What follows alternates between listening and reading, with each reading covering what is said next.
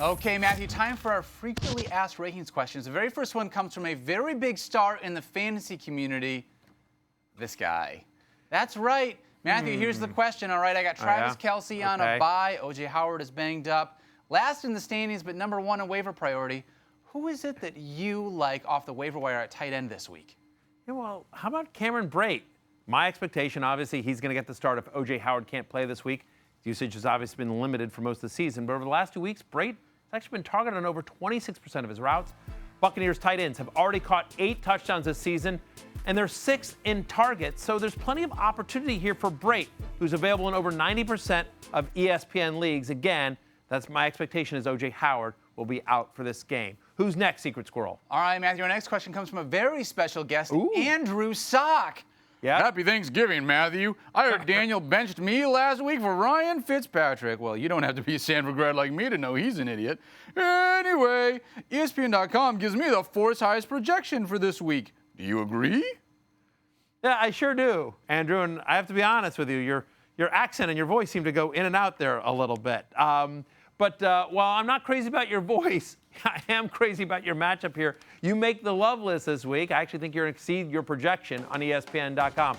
Get this, Andrew Luck has 7 straight games with at least 3 touchdown passes, and now he's facing a Dolphins defense that's allowing touchdown passes at the 7th highest rate so far this season. He also ranks top 5 in the NFL in both completions and attempts per game, so you know the volume will be there. I have Andrew Luck as a top 3 play for me in week number 12. I expect him to exceed his already high ESPN projection. Who's next, Secret Squirrel? All right, Matthew, next question comes from me again. As you might know, I am really struggling in the show league this year. I am 1-10. Got a big matchup against our boss, Normie. I really want him to know that I'm good at this whole fantasy analyst thing. So, here's my question. How much confidence can I have in Leonard Fournette this week? Honestly, I think quite a bit. Like, I think Norby's in for a beatdown when it comes to your Leonard Fournette. I certainly trust Fournette more than I trust you, to be honest. Since returning from an injury, Fournette averaging nearly 30 touches per game. Jags are the 4th run-heaviest team in that span. Obviously, might seem like a poor matchup at first glance, but look a little closer. Since week 7, the Bills actually giving them the 6th most fantasy points per game to opposing running backs. So Leonard Fournette, who is getting such a heavy workload, there's no concerns about that hamstring at all. So, yeah, give me some Leonard Fournette. I wish you luck against our boss, Norby. Who's next? All right, Matthew, our next question comes from our boss, Norby. All right, thanks, Danny.